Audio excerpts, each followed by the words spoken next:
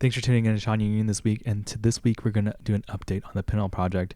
And the Pinhole project is a Pinhole Polaroid project, and I created a new pinhole. So I'm learning laser cutting, and I'm using 3mm wood, and I laser cut this thing. It looks pretty cool, but let me know if you want the designs for it, and I could put it on Thingiverse.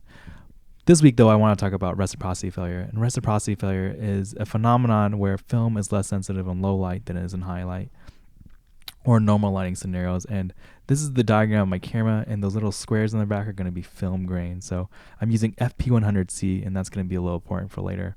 And so the idea is that in the normal lighting scenarios, light comes in, and these are photons. So these yellow lines are photons.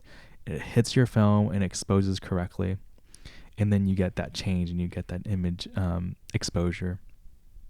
And for me, after that, I just take the instant film out, and I'm going to get an image that works like this. But you're going to notice that a couple things. The exposure is actually correct, but the color's a little funny, and that's because of color shifting, and that has to do with reciprocity failure. And also, it's a little bit soft, and that has more to do with the pinhole, or maybe the camera moving a little bit. But so remember, the film is less sensitive in low light scenarios, and when you make a pinhole, you're going to let a lot less light in. So these photons are coming in really slow, and because it's less sensitive, you're going to actually need more photons than you would in normal lighting scenarios, and you're going to need to leave your lens open longer. So a lot of the times, I got images that were like this, just way too dark and way too underexposed, and you can't leave your lens actually open for a long time because the film, after a while, does it more light isn't going to help it out, and you're actually going to lose that image. So here's the settings from Fuji and how to adjust for reciprocity failure. And you're going to see that at 16 seconds for a 16-second exposure, they want you to correct it by adding 2 stops, and they actually want you to color balance it too. So when you leave your film open that long, or your lens open that long, there's going to be some color shifting. And then so 7.5, I think that's yellow, and a 12.5 red are the filters you need to add to your lens to adjust for this reciprocity failure. So let's look at some images I had that worked. And basically, I was using a chart by a viewer named Ross, and he does a lot of pinhole photography on FP100C, and he just gave me the right times. But you can still see a lot of like weird stuff going on. Some of it's pretty cool, some color shifting, and some really soft images.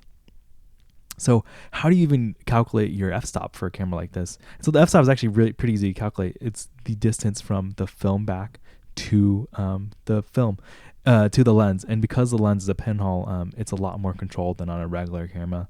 And so because of the distance on this camera, my f-stop was 135. And to make it smaller and to make the camera more usable, I'm going to actually create a mount.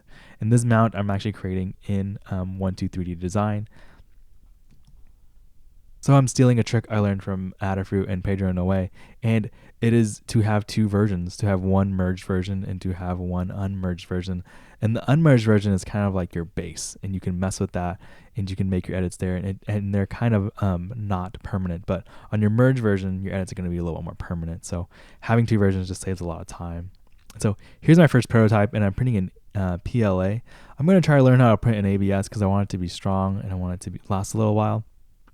But that's basically it, and then I'm going to put the wood pinhole on top of it, and it should be really similar to the old one, but with a much smaller f-stop since it's going to be close to the lens. So hope you guys enjoy that, and I will keep you guys updated on this project, and thanks for tuning in this week. Thank you. Bye.